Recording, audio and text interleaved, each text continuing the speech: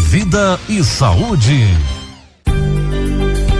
Muito bem, agora 12h44, daqui a pouquinho, às 11 horas da noite, você confere também a reprise do Jornal da Vida e mais uma vez, com muita satisfação, recebemos aqui a psicóloga Larissa Assunção Santos. Boa tarde, Larissa. Boa tarde, é um prazer meu estar aqui mais uma vez. Tá tranquila? Tô tranquila. Então, tá bom. Larissa, igual nós anunciamos no nosso último bate-papo, que nós falamos da possível relação entre depressão e redes sociais. No final eu pedi para você, eu falei, eu quero falar sobre a síndrome de burnout, que é um problema que está se tornando comum e muita gente não sabe o que é, confunde com outro tipo de síndrome, né? Fala para nós o que é essa síndrome de burnout. A síndrome de burnout, ela é o esgotamento físico e emocional frente ao estresse crônico, certo, né? Relacionado ao trabalho. E o que é o estresse, na verdade? Vamos ver o que é o estresse como sintoma natural, né? Certo. Porque, na verdade, o estresse, ele é uma ação, né? Uma resposta fisiológica natural, né? Do corpo frente a situações que são estressoras. Ela faz com que você tenha uma ação física, na verdade. Então, a gente pode dar um exemplo, assim, de um homem, vamos supor, um homem na época das cavernas, vamos falar uma linguagem mais que não mudou muito até hoje. Por isso que eu odeio o homem. Se ele se depara com um animal selvagem ali, ele vai entrar numa situação estressora, né? Certo. Que aí o organismo vai começar a liberar adrenalina, cortisol, outras substâncias químicas que vai fazer com que ele tenha alguma ação física, né? Para lidar com aquela situação. E aí, passou a situação, o corpo volta ao estado natural, né? Então, é uma situação, uma reação do corpo, né? Que faz com que você tende a equilibrar situações que te causam desequilíbrio, certo, né? No estresse crônico, essa situação de voltar ao natural não acontece, né? Então, a gente chama de crônico. A pessoa vai ficar em estado alerta o tempo todo, né? Certo. Então, isso vai causar vários fatores. Ela vai ter essa liberação de substâncias químicas o tempo inteiro, né? Isso sim vai causar a doença. O burnout, então, ele vai ser o esgotamento físico e emocional, né, frente a esse estresse crônico. E aí, hoje em dia, a gente tem 30 milhões de brasileiros acometidos dessa síndrome, né? Que não sabem, né? Que não sabem, ou às vezes sabem, mas não conseguem se diagnosticar com essa síndrome, porque é muito difícil o diagnóstico, que ela vai acontecendo gradualmente, né? Então, assim, às vezes é um dia muito estressante, aí depois uma semana, um mês, uma fase, você não consegue ver o prejuízo que aquilo tá te causando, né? Eu, por exemplo, Larissa, num emprego que eu tive, não vem aqui ao caso dizer onde foi, mas chegou a um determinado ponto que eu não tinha vontade de ir para o trabalho, não tinha vontade de chegar no local. Aquilo me incomodava muito, começou a colocar em xeque comigo mesmo. Será que eu não sou capaz de desenvolver meu trabalho? Será porque eu não estou conseguindo fazer as atividades, tudo, não sei o quê? Eu chegava na empresa, eu me sentia esgotado, estafado, estressado, discutia com todo mundo, acabava levando essa carga para dentro da minha casa, tudo. E isso foi chegando num determinado ponto que, por fim, eu me desliguei dessa empresa e parece que por um estalar, assim, as coisas começaram a normalizar. Seria isso, então, a síndrome de burnout?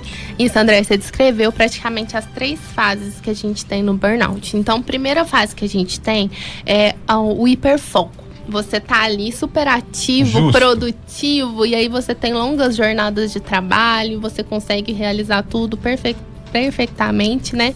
E de uma hora para outra você consegue perceber que fica mais irritado e ansioso. Essa é a segunda fase, né? A segunda fase, então, a gente tem a irritabilidade e a ansiedade. Você vai descontar, né, essa irritabilidade nas pessoas mais próximas de você. Você vai ficar irritado com coisas que normalmente você não ficaria. Você vai ter palpitação, né? Porque você vai ter essa ansiedade. você não consegue desligar do seu trabalho, você tem um final de semana ali, mas parece que você ainda tá, né, ali no trabalho, aquilo você não consegue fazer esse descolamento, o trabalho e a sua vida pessoal, né, o lazer, nem nada. E aí vem a terceira fase, e essa terceira fase é o quê? Você vai ter a apatia e a exaustão. Aí a apatia e a exaustão, nessa fase, normalmente ela é confundida com a depressão, né? Porque o que vai causar? A pessoa vai começar a ter isolamento, né? Ela prefere ficar sozinha. Não tem vontade Não de tem trabalhar. vontade. É uma tristeza muito profunda, né? Ela começa a ficar com baixa concentração no trabalho, lentidão. Você, igual você falou, você não conseguia concentrar, você não conseguia produzir ali, né? Você tem mais lentidão, menos concentração. Então, essa é a terceira fase, quando realmente estoura tudo. E por que estoura, né? Muita gente acha que é assim, um excesso de trabalho. Na verdade, não é só o excesso de trabalho ali, né? E às vezes nem tá relacionado com a função que você exerce, porque às vezes você gosta de realizar aquele trabalho, né? Vamos colocar como exemplo você como uma panela de pressão, né? Assim, você tá ali sofrendo várias pressões do meio, né? E você tem essa pressão interna, mas a panela também tem aquela válvulazinha, né? Que consegue fazer com que... A válvula de segurança. Isso. Que consegue ter dar vazão a esses sentimentos que você tem ali quando você está se sentindo pressionado. Então, na verdade, ela faz esse equilíbrio, né? De situações que te sugam e situações que te recarregam. Se você não tem essa fase do recarregamento, vamos chamar... Se essa válvula entope, ou você não levanta essa válvula, né, para dar vazão a essa pressão que está dentro da panela, vamos colocar assim, você adoece, né? Então, assim, a gente tem mania de falar que as situações de lazer é um extra, né? É uma cereja do bolo, sendo que na verdade não é. Ela tem que ser colocada ali outras satisfações. Você tem que ter foco em coisas, em áreas, aspectos da sua vida, né, que tem como te dar outras satisfações. Não focar essa satisfação só para o trabalho, né? Você tem que ter outras atividades também para conseguir dar vazão a isso. Porque às vezes você tá trabalhando, aí você fala, mas eu durmo 7 horas, mas você sente como se aquele sono nem reparador ele é. Justo. Né? Justamente porque você já chegou nessa fase de estresse, né? E o sono não é mais um sono reparador. Então, você, infelizmente, já tá, né? Dentro desses 3, em cada 3 um brasileiro tem. Então, assim, você já consta aí dentro desses 3 brasileiros. No meu caso, eu acabei tomando a atitude de me desligar da empresa. Mas eu quero frisar aqui, depois você fala até disso, o problema não eram os meus colegas de trabalho, não é porque eu estava num lugar ruim de trabalhar, o problema ali fui eu. Tanto é que eu me desliguei do local, as coisas se normalizaram e eu convivo naturalmente com todo mundo. Que isso fique bem claro. E quando você falou, por exemplo, eu desenvolvi nesse período, nessa empresa, a hipertensão. Entendeu? Então foi um processo que foi acontecendo que me confundiu muito, igual você falou, chegou um ponto que eu falei, não é possível, eu tô sofrendo de depressão, eu tô com algum problema grave, depois que eu fui entender. Agora, eu cheguei nesse ponto de sair da empresa. A pessoa que está nos ouvindo, que está passando por algum desses problemas que a gente foi falando, que pode ser, vamos dizer assim, um indicativo de síndrome de burnout, ela não precisa necessariamente chegar no ponto que eu cheguei e sair da empresa. Ela pode procurar ajuda profissional e, através dessa ajuda profissional, conseguir controlar essa síndrome. Sim, claro. Igual você chegou, né, num ponto extremo de desligar da empresa, mas hoje a gente tem a síndrome de burnout como a 4ª maior causa de afastamento do trabalho, né? Então, assim, eu como perita, eu vi isso de perto ali acontecendo. A gente acha que é uma coisa que não vai te afetar, mas acaba te influenciando de uma forma que traz muito sofrimento. E do jeito que você falou, né?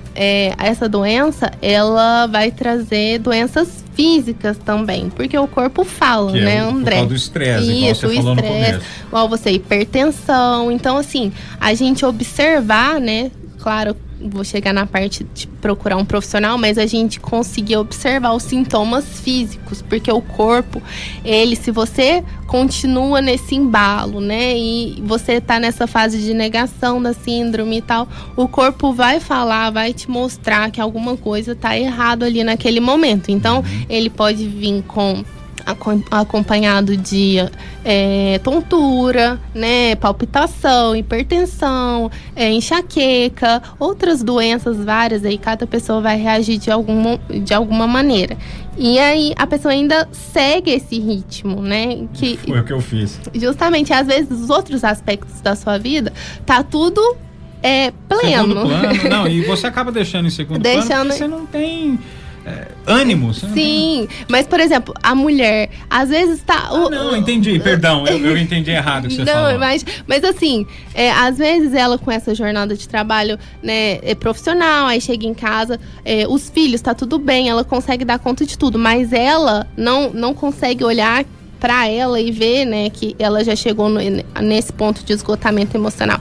Então, eu sempre dou aquele exemplo das máscaras de oxigênio no avião, né, que quando elas caem, a gente tem que pegar, colocar primeiro na gente e depois na pessoa ao lado ou quem estiver precisando de ajuda. No burnout é justamente isso também. A gente tem que parar, reconhecer esses sinais, sintomas que o corpo, né, mostra e buscar uma ajuda profissional também. Botar nossa máscara de oxigênio. Botar nossa máscara, ter esse tempo de lazer, não se culpar, porque tem muita gente que se culpa na hora que tá descansando, né? Ou tem esse momento de lazer e não vê a importância disso. Então, o acompanhamento psicológico, ela vai conseguir, às vezes nem medicamento, né, vai ser preciso ali. É só o fato de você conseguir remanejar, enxergar, reconhecer mesmo que está acontecendo isso. E a ajuda profissional nesse momento é muito importante. Tá certo. Ô Larissa, hoje você viu, o tempo tá muito corrido, a movimentação muito grande, mas assim, eu tenho certeza absoluta que se alguém está passando por isso e ainda não entendeu agora o que está acontecendo, sabe que tem um problema instalado aí e que esse problema pode ser resolvido, tá? A pessoa que precisa procurar o profissional para falar com a Larissa, como é que faz? Eu tô com uma conta profissional no Instagram agora. Quem quiser me seguir, é só seguir @sobre_saúde.mental. Então, sobre saúde mental. Primeiro underline, depois o ponto. Então, _saúde.mental. Pra quem não sabe, underline é aquele risquinho que fica embaixo ali. Isso. Pode chamar você ali? Pode chamar, e ali também eu posto diariamente vários conteúdos relacionados à saúde mental, né? Então, qualquer dúvida que tiver, pode entrar em contato. E eu deixei na última vez também meu telefone particular, né? Eu vou deixar também, caso alguém queira entrar em contato, 35 99175 9762. Tá certo, Larissa, mais uma vez, muito obrigado. Certeza que logo nós vamos estar juntos de novo, até porque eu entendo que ainda tem mais coisas para falar sobre o burnout. Muito mais coisas, entendeu? Né? Um tempo muito curtinho, né? Mas você vê, parece que não, mas já foram 10 minutos que a gente tá falando, né? Sabe? Então, quer dizer, o pessoal já pegou bastante coisa e a gente vai voltar logo para falar mais sobre o burnout com a psicóloga Larissa Assunção Santos. Larissa, mais uma vez, muito obrigado. Eu que agradeço. Obrigada, André.